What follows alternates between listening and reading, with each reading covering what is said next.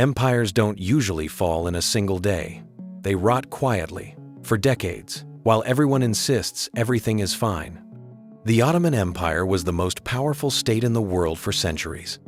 By the end, foreign diplomats had a nickname for it: the sick man of Europe, a dying giant, kept alive only because its rivals couldn't agree on how to divide the body. And the signs of that sickness had been there, in plain sight, for 200 years. At its peak, the Ottoman Empire ruled from the gates of Vienna to the deserts of Arabia, from North Africa to the Black Sea, 600 years of power. But behind the domes and the ceremonies, the foundations were cracking. Military defeats, lost territory, money troubles, and missed chances stacked up decade after decade. Today, 20 signs that the empire was falling apart, many of them visible long before the end finally came. If you like the strange corners of history, subscribe. New episode. Let's go. Number 1. The failure at Vienna in 1683 marked the moment the tide turned for good. For centuries, the Ottomans had been the ones on the attack. After their second failure to take Vienna, broken by one of the largest cavalry charges in history, they began losing land instead of gaining it. The empire's long advance was over, and everyone could feel it. Number 2. A few years later came the First Great Treaty, where the Ottomans signed away major territory. For the first time, the empire formally admitted defeat and handed whole provinces to its enemies. It would not be the last. Treaty after treaty, over the next 2 centuries, chipped the empire down, piece by piece. Number 3. The army that had once been the most advanced in the world stopped keeping up.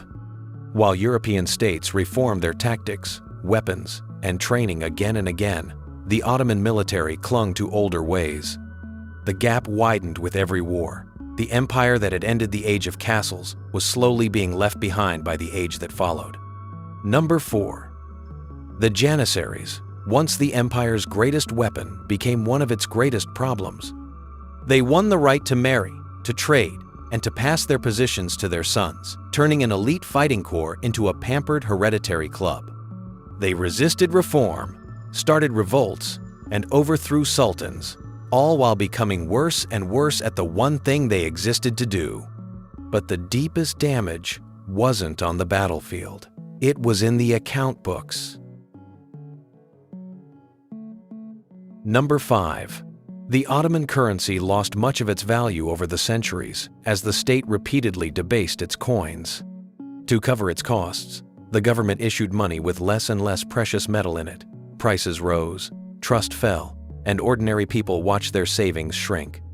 A coin with the Sultan's name on it was worth less every time you looked.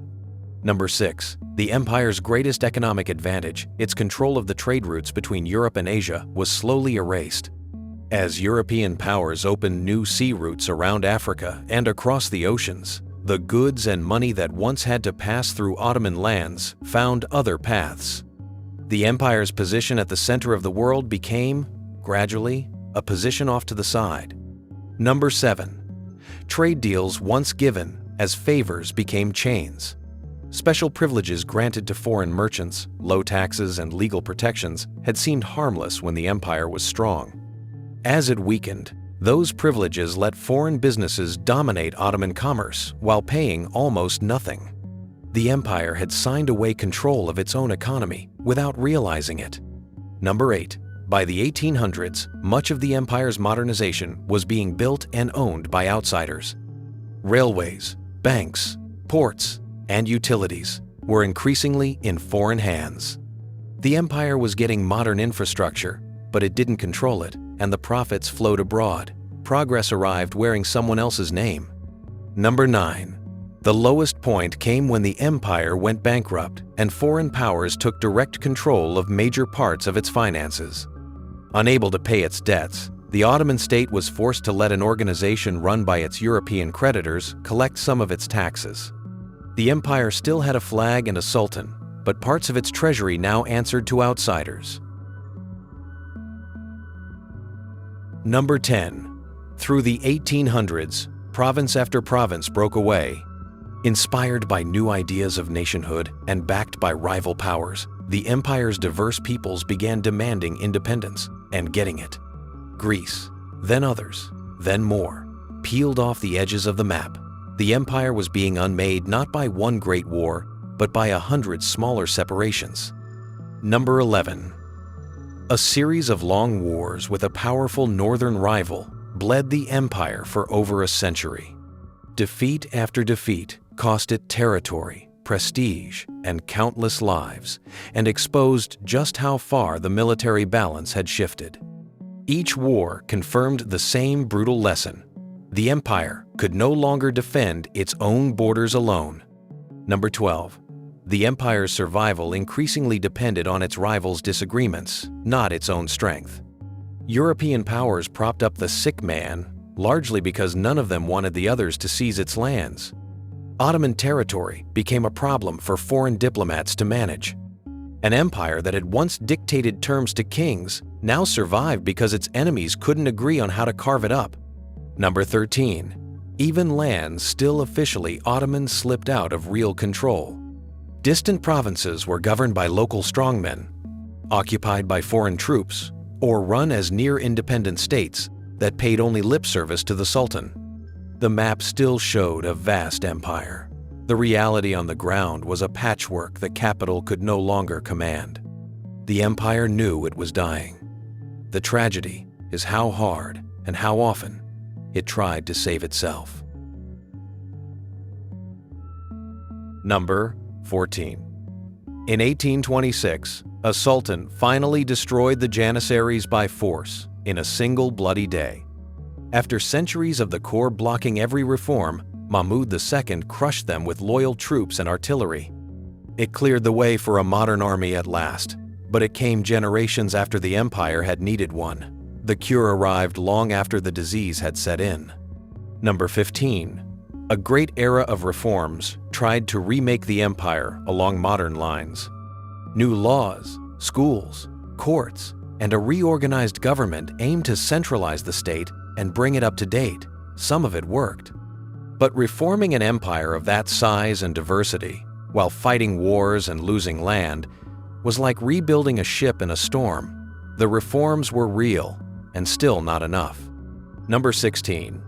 The empire even adopted a constitution and a parliament, then saw them suspended. A bold attempt to limit the Sultan's power and give the people a voice was launched, then shut down by a ruler unwilling to share control. It was reopened decades later under pressure. The empire kept reaching for a modern political future and pulling its hand back. Number 17. Eventually, reform-minded officers and intellectuals seized power themselves, determined to save the state. They forced political change and tried to modernize aggressively. But they inherited an empire already deep in crisis, surrounded by enemies and stretched past its limits. They were trying to rescue a structure that had been failing for 200 years. Number 18. In the years right before the First World War, the empire lost almost all of its remaining European territory in a string of regional wars. Centuries of Ottoman presence in the Balkans collapsed in a matter of months. The empire entered the 20th century's great catastrophe already battered, shrunken, and exhausted. Number 19. The empire's decision to enter the First World War became its final, fatal gamble. Hoping to reverse its decline by choosing a side, it instead found itself on the losing one. The war drained its last strength, devastated its lands and peoples, and left it at the mercy of the victors. The state that had survived for 600 years would not survive this. Number 20. In 1922, the Sultanate was abolished, and the last sultan fled into exile. The following year, a new republic rose in its place. After 623 years, the Ottoman Empire simply ceased to exist, replaced by the modern nation built from its heartland. The sick man of Europe had finally died, and something entirely new took its place. The Ottoman Empire didn't fall because of one battle or one bad sultan. It fell slowly, over 2 centuries, as its military edge dulled, its money ran out, its lands broke away, and its reforms arrived just a little too late. It was a giant that everyone could see was dying. And when it finally went, it left behind a new country, a new alphabet, and 1,000 strange customs buried in the ground beneath modern life. That's where we'll leave the Ottomans, for now. But there are other empires out there, just as strange, just as powerful, and just as long gone. If you want to know which one we open next, subscribe, and tell us in the comments which lost empire we should walk into.